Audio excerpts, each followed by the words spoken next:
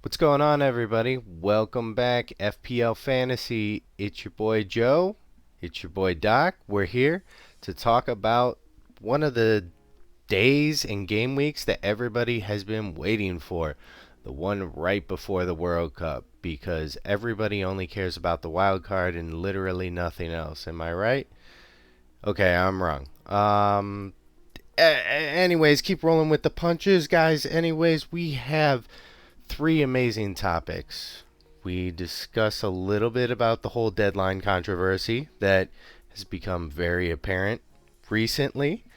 We have transfers, discuss some transfers for game week 16 because it's weird, especially for FPL right in the middle of the season. What's going on? And then captaincy because Holland is doing whatever he wants to do. He wants to get an early vacation before the World Cup I guess.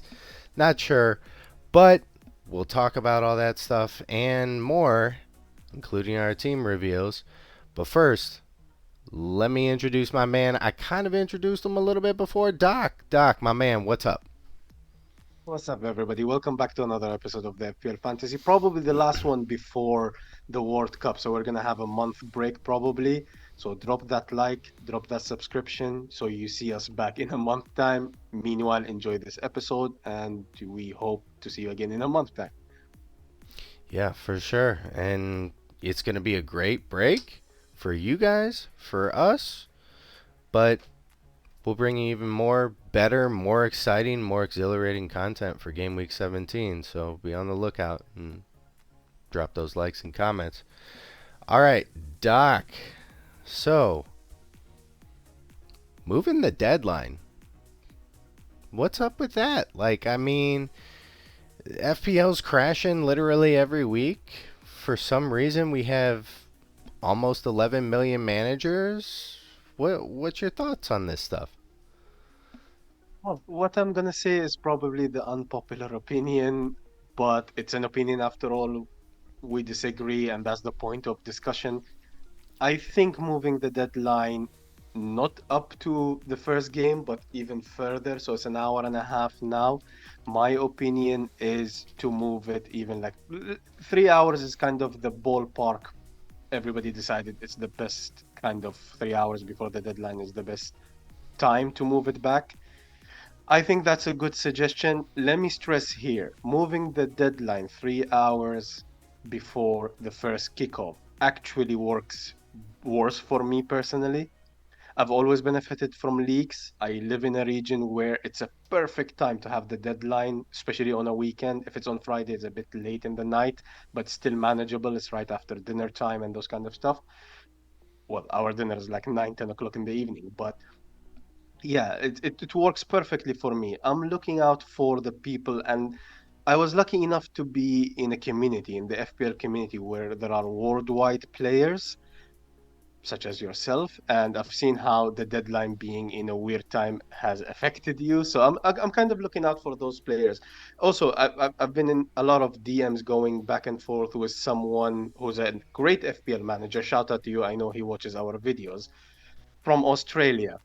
And I've seen the process and the thought process and the deadline being very late at night, right before bedtime, especially if it's like in the afternoon deadline rather than noon deadline for the UK viewers. And I see the thought process. Great manager, but affects sleep, affects sometimes you might have to set alarms and everything. So I'm in contact with a lot of international managers, and I think we should cater to those.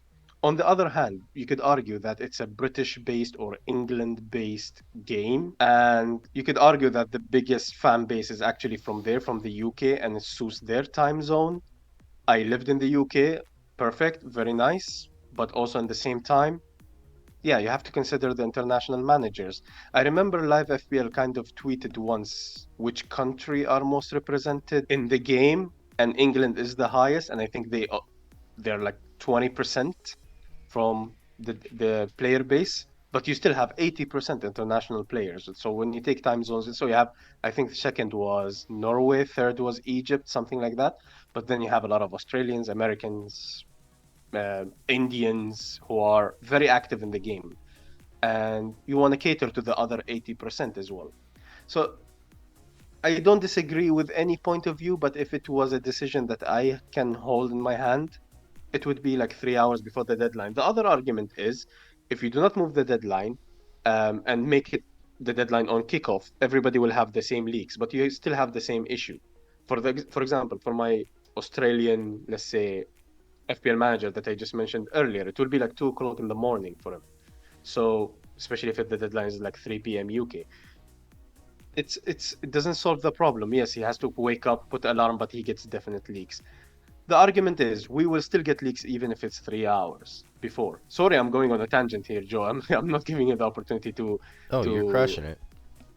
yeah. But also the other argument is we're gonna get leaks anyways, whether it was 3 hours or 1 hour or 4 hours, right? But how many reliable leaks we can get 3 hours before? The last time we got leaks was 20 minutes before the deadline, which is 1 hour and 40 minutes before the kickoff. That's the most reliable. So sometimes we get Crystal Palace's leaks one day before. We get Liverpool leaks 2 hours before. Extremely reliable, guaranteed. But again, it decreases the chance and decreases the chance of getting a reliable leak, which decreases the chance to, let's say, the website crashing. It's not a solution for the website crashing. Official FPL need to fix the server, handle the traffic. It's not a solution for the problem of the website crashing. It's a solution for people who have to wake up 3, 4 o'clock in the morning, 2 o'clock in the morning, just to kind of find the leaks and then go back to sleep or go to work. Some people have commitments. Currently, it works perfect for me, and I don't want to change it to be honest. But I'm looking out for other managers internationally. Joe, I went on a tangent. Apologies. What do you think about this? Oh, it's great. You filled it with a bunch of information. Um, Surprise, surprise. I don't necessarily agree. That's why we have a channel, because we just don't agree on literally everything, and that's way more entertaining than just, yes, I agree. Continue to the next topic. Um, so, y- y- yes, I see where you're coming from with the aspect of it's a worldwide game, and it kind of helps out managers to push it, maybe 3 hours before. Yes, there will still be attempted leaks. 9 times out of 10, it'll be, you know, Buna or somebody like that doing some random thing that will screw somebody up. Um, Here's my thoughts with that. I think because it is a worldwide game, if you try and move it to cater to players, it's almost never going to work, really. Somebody is going to kind of get messed over a little bit. I understand that there are players, kind of like what you mentioned, where it's like, hey, if you move it an hour and a half more this way, they'll be able to, like, set an alarm for 1 o'clock or midnight, whatever it is, get up, make those transfers, go back to bed, call it a day.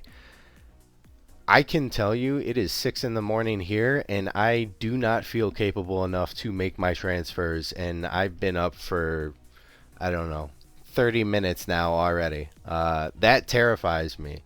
So that's more risky than I'm willing to do, because especially 3 hours before, there's going to be some, crazy that puts in a thing of Holland sold to an MLS team, and I'm like, oh, I got to transfer out Holland now. Great, and find a new captain.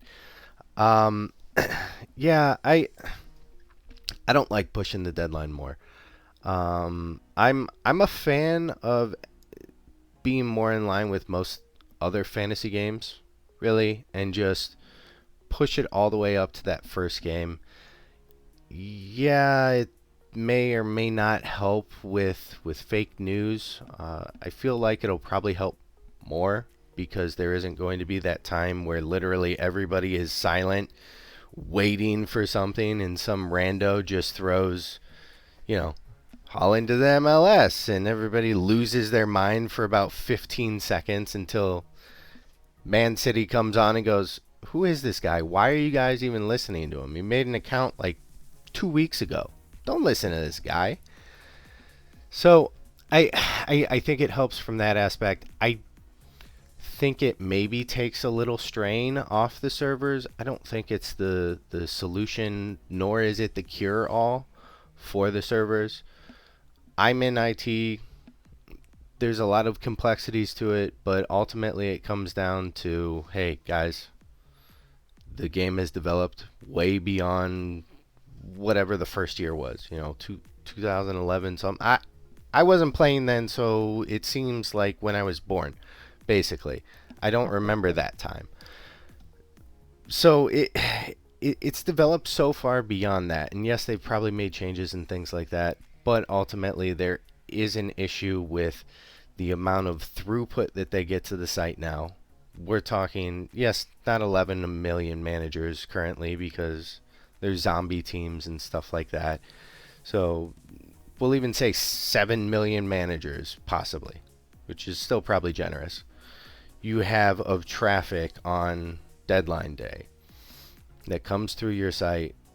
You're going to have that amount of managers, and especially on days that are a little more crazy, Holland possibly injured, possibly not, that you're going to have so many concurrent users. You need to make sure that you have some type of load balancing, red blue servers, and you need to make sure that the program can handle taking that. Let's figure out how to deal with this massive throughput that we just got. I think it helps some. It doesn't help a lot. I think just for the purity and the fun of the game, moving it up, like I said, literally almost every other fantasy game I can think of, to the first match fixes a lot of it, a lot of the complaining, a lot of the moaning. Even when we had it an hour, there were still a bunch of the same issues. Look, we're now an hour and 30 minutes. There's still issues. I think pushing it out further doesn't solve a ton of it. Yeah, that's where I stand. Let's throw it to the first game. Yeah, but my counter argument is if you move it 3 hours before the deadline or before the first kickoff, you do not need to set an alarm wherever you are in the world because it's unlikely we're going to get a reliable leak. So you Yeah. can do your transfer on Friday night. So this is the main point. Plus, again, like I said, it's not a solution for the server problems. I'm not looking for a solution for the server problems. I'm looking for a solution for, let's say, for the people who have to wake up in the morning, 3 o'clock, 2 o'clock, 1 o'clock, to make their transfers, whether it was the deadline on kickoff or now because we have reliable leaks 1 hour and a half before the deadline, before the first kickoff. So it's about the fact that if you make it 3 hours before kickoff and it's 2 o'clock in the morning for you, you would think you would need to get a reliable leak, especially from Man City camp, which is relatively for a big team. It's very difficult to get reliable source, let's say reliable leaks. For Manchester United, for Liverpool, for some reason, I tweeted about this. We just get leaks sometimes 6, 7 hours before. Mhm. But 3 hours, I think the leaks are less reliable, less in quantity. So you'll be more comfortable going to bed on Friday night, just doing your transfer and waking up, and the game week has started. This is for the, again, like I said, moving the deadline actually doesn't benefit me. It actually, the deadline currently works perfect for the time zone that I'm in. The night ones, the day ones, doesn't matter. It's perfect. But like I said, I'm looking out for the Australians, for people in India. I think India time zone is also good. Let's say Japan, South Korea, and those kind of stuff. So I'm not sure how the time zones work in Japan, South Korea, but it's probably not favorable. So that's my opinion, at least. Moving it up to the first kickoff, you still have to wake up basically if you're in a terrible time zone because you need to check the team news. And nobody will make any transfers during the week, by the way, as well, because you're just waiting for the first kickoff, especially if it's a big game. Man City, Liverpool, Manchester United, Chelsea, Arsenal. You're just going to wait for the team news, and you're going to do it as soon as we get the team news. So price changes will be affected as well at the same time because no transfers during the week until Saturday morning. That's my counter argument. Yeah, yeah. Mild disagree on the price changes and all that. Just because we have all of our wacky managers that transferred out Cancelo to bring in Dallo. Yeah, yeah. There's my argument for that. Fair enough. But I think Yeah. once you make the deadline, on kickoff, people will be less likely. Everybody will know that the deadline is, whether casual or hardcore manager, everybody will know the deadline is at the kickoff. It will be less likely that they will do this cancel or transfer. So yeah. Yeah. I think 24 hours before. That sounds great. I, No. well, again, it's a ballpark, right? Some people actually suggested 24 hours, but it will not be enough time, my opinion. It will not be enough time to get the press conferences, the embargoes out, so we get the most information possible. I think is the leaks is the main issue that we're waiting for. On Friday morning, we have Friday afternoon press conferences, which I depend heavily on in my strategy, and most managers do so. So you get the news all over Twitter and everything. Even the casuals are kind of following up the news now. So I think 24 hours is just pushing it. But again, Yeah. it's difference of opinions. That's the point of this debate. Yeah. Yeah. No, no, I agree. And yeah, 24 hours before wouldn't have the leaks or anything, but you have the same problem of, okay, great, me as your friendly neighborhood American, now I'm still having to get up at 6:30, 7:30 in the morning to make my stuff. No, no. I think we had a good conversation.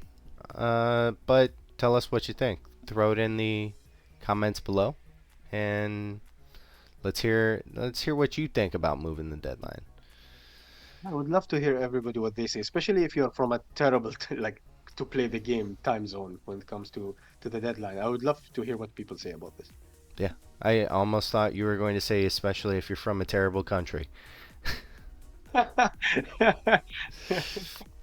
All right. So, anyway, speaking of talking about unkind or unfriendly moves, let's talk about transfers. The moves that nobody agrees on, except for Cancelo transfer out people, because they're all on the same page, which is a different FPL game than the rest of us.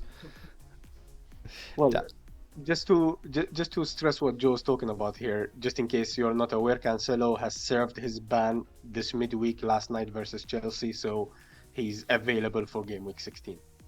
Yep, yep, he's good to go. So, Doc, what are you thinking? Who's on your radar? Anybody? Nobody? What's going on, man? Well, regarding who's on my radar, we're going to talk about that in my team review and team selection segment.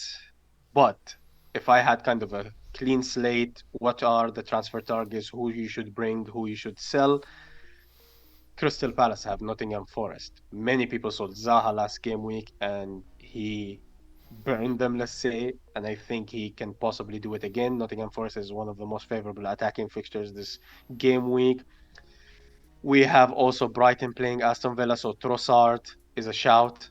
Liverpool playing Southampton with a new manager who was announced like an hour ago from recording this video. You have Salah, you have Darwin Nunez.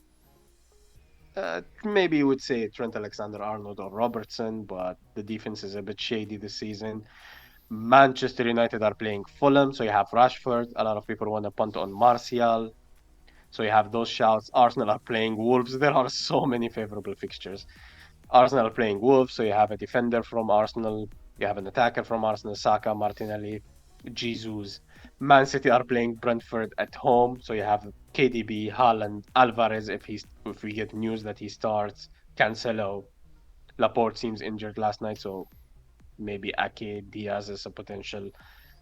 A lot of favorable fixtures. So even Bowen is playing Leicester City, who kept I think 6 out of 7 clean sheets last 7 games, let's say. Mm-hmm. So I think Bowen is a shout, but I would be wary from playing Leicester. They still concede a lot, but Ward all of a sudden is Peter Schmeichel. So it's very interesting, and it's really nice to see the development of Leicester, like when everybody was targeting them, and all of a sudden.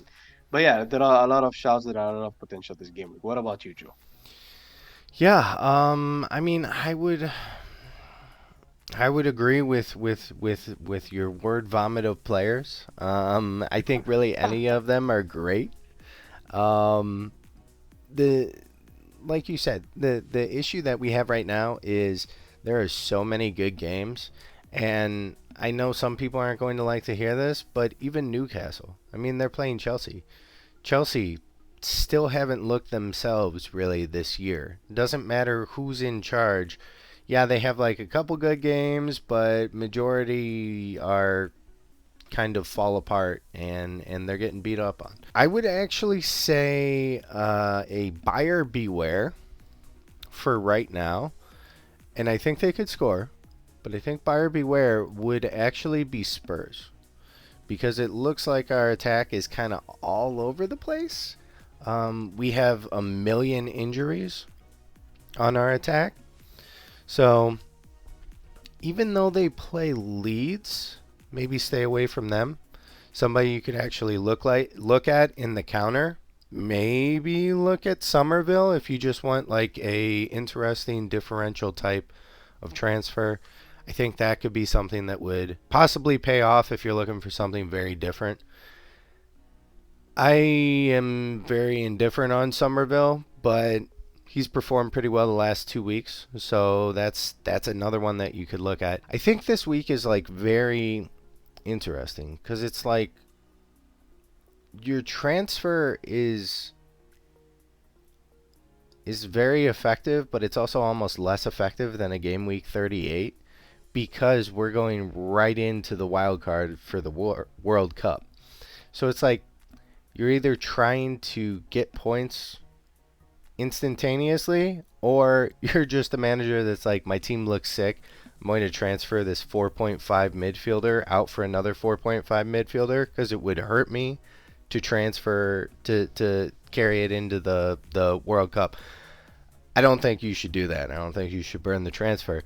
But I it is a weird situation that we're in, especially I mean, the World Cup in general is just a very weird situation that we're in for this year. Literally unlike anything else. Speaking of transfers in and kind of weird transfers that nobody's really sure what's going on. Captaincy. Are you throwing the armband on Holland, Doc? If he starts, yes, definitely, most definitely. If he starts, if not, it's going to be Mo Salah. So when we talk about captaincy, usually those are my go-to captains. So Salah has a favorable fixture. I would have loved that Southampton kept the manager one more game week so I can target that fixture. So I don't know how the dynamic. Again, I'm not saying the new manager is gonna make Southampton prime Barcelona, but it might have an effect on the team and they might play even better and defend better at least. So it's gonna be for me either Haaland if I get leaks, which we probably will, and the site will crash again. It's gonna be Salah. Yeah. No, I am probably sitting I'm sitting with Holland as a great captaincy option. I really want Kane to be a good captaincy option because it is Leeds and Leeds have just a stellar explosive attack, but they have a gosh darn awful defense. They need all new defenders. I think Melier's more than fine, but what he's got in front of him, oh man, that's painful. And you know, KDB is also a good one. I'll let you have Salah. I will never say his name again until he actually is worth his money. But yeah, yeah, I think all those are viable options. If you're looking for differences, I think Rashford can be a great shot, especially if Martial is back, possibly, maybe, hopefully Sancho is back, so Rashford will play in his favorite position versus Fulham. Fulham concede goals for fun. They score goals for fun, but they also concede goals for fun. So I think that's a really good shot for an absolute differential, but I wouldn't steer away from Haaland. He's the best captain to have this game week if he starts. Possibly Salah. Yeah. Yeah. If you want to get really crazy with your captaincy, throw it on Cancelo because he now has 240,000 less managers. It's Finally, interesting. I Cancelo relatively differential after he was like 90% on the whole season. Yeah. Yeah, yeah, for sure. All right, Doc. What do we think about getting into your team? What do you got for us here? I got your team up on the screen. Well, first of all, I'm really happy that I finally made up the points that I lost in game week 9, which I call Salah Gate, when I captained Salah and Haaland scored like a hat trick and 2 assists versus Manchester United. That's the when I really fell off, and now I finally made those points back, and now time to push on for at least one game week. Looking at this team, what transfers would you make? I have zero in the bank, and I really don't know for the first time this season that I really don't know what I'm gonna do. Looking at this team, there's nobody I want to take out. The team looking good. Maybe Anderson playing away. Nottingham Forest tend to score at home. They're terrible defensively, but they score goals. So maybe Anderson, but they also concede from corners. So Anderson's very good for corners. So I'm leaving this here in case I transfer him out for someone else and he scores. And I said so, but otherwise, I don't really have a transfer that I would like to make, but I need to make a transfer in order to have the full utilization of the unlimited transfers during the break. Probably what I'm looking at is, and again, extremely boring, but it's kind of a tactical transfer. Nico Williams, you see him on the bench, is 4.1, and I bought him at 4.1, and he's expected to fall in price.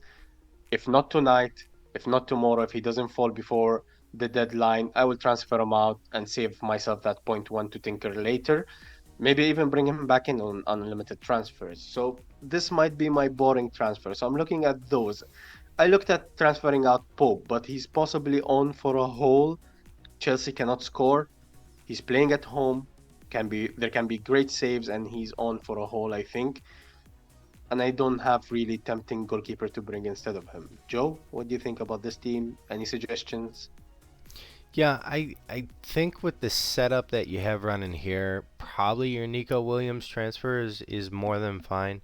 Um, Not even getting your team, not necessarily to make your team like my team, but I think in order to make any actual like viable transfers, like to beef up your team more or help you out here or there, I think there are like two, maybe three transfers around that you would need to do.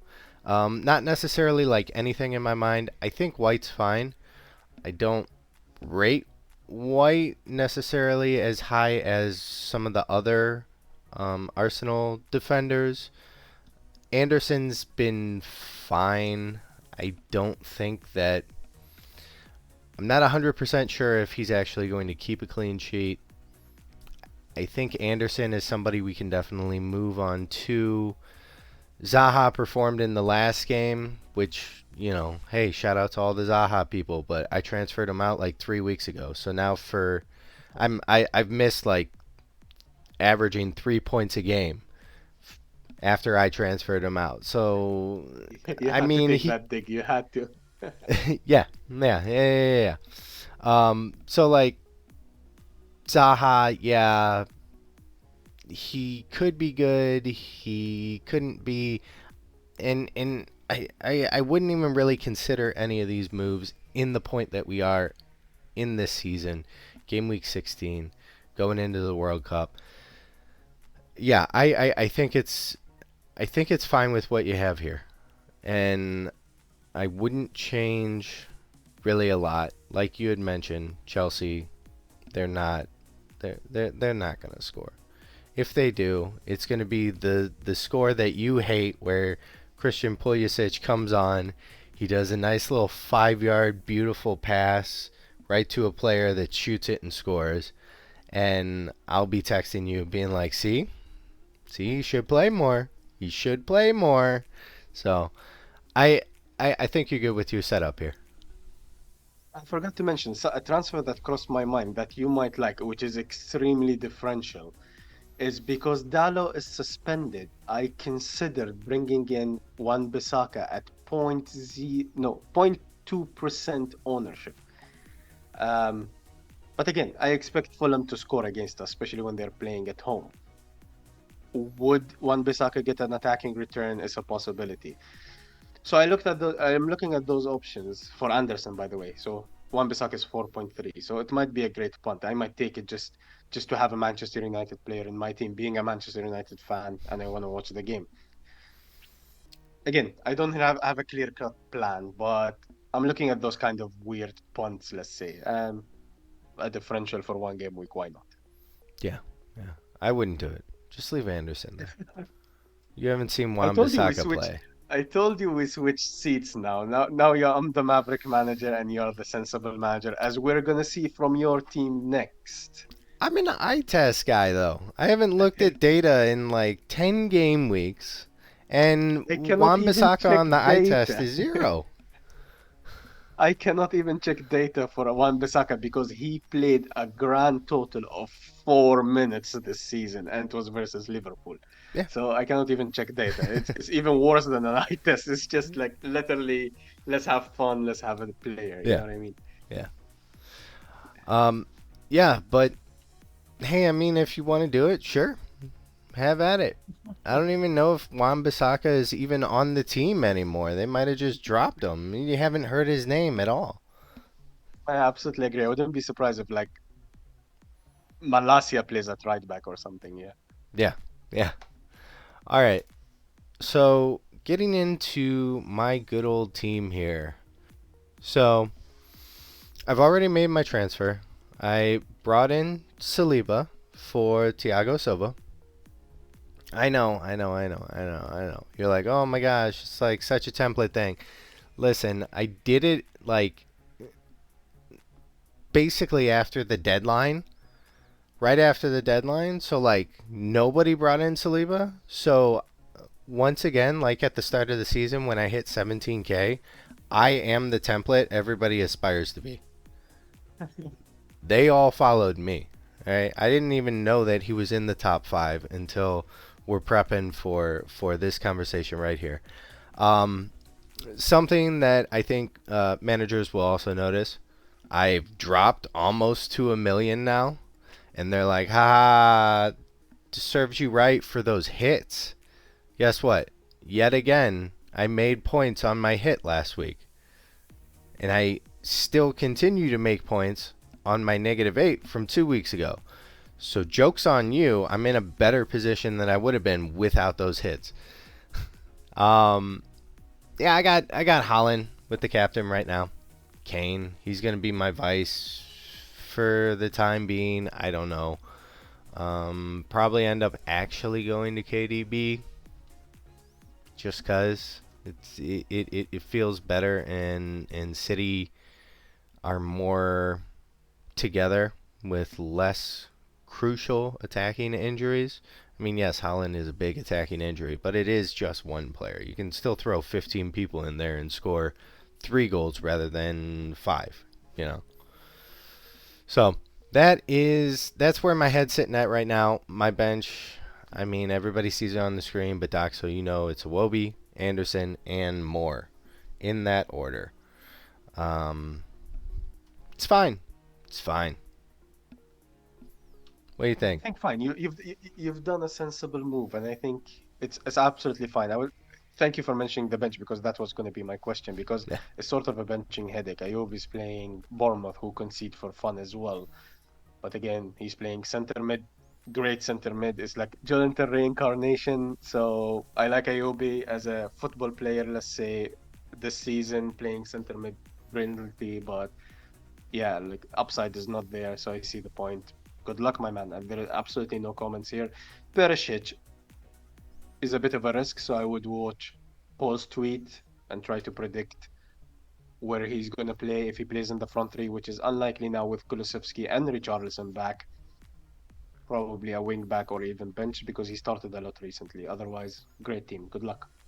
Yeah, yeah. The one thing that I want to say about Iwobi, real quick, before we finish up, is I did notice in this last game, this past weekend, even though he's playing kind of that center role, he seemed like he was really getting into the attack a bunch. He's given me a lot of like kind of not to the same extent, but like Rashford vibes, where he's getting in those positions, he's getting those touches and those shots that he needs. He's just not getting the right window of opportunity. So I'm like, if I put you in my first bench, if he does his thing, great. If he doesn't, that's fine too. Maybe I pull, 3 points off the bench if need be. Everyone, we've given you definitely a longer video. Um, you've gotten our takes on moving the deadline. You've gotten our takes on some transfers to make, and really, what do transfers mean this game week? Because it's not just the same as every other game week, and we've gotten our captaincy options and who we think is really the viable options for us. So be on the lookout for a crashing website and a crashing app. If it happens, I was able to just keep spamming the app and my transfers got in. Doc, on the other hand, way ahead of the curve, saw it, just did it, didn't even worry if it was fake news, in between news. He just said, time looks great, let's transfer. And I appreciate that. And don't forget, like, subscribe, comment down below. My man Doc, anything else to say for the people? Don't forget to subscribe, and we'll see you in a month time. Yep. See you in a month. Have a good vacation, everyone. Peace.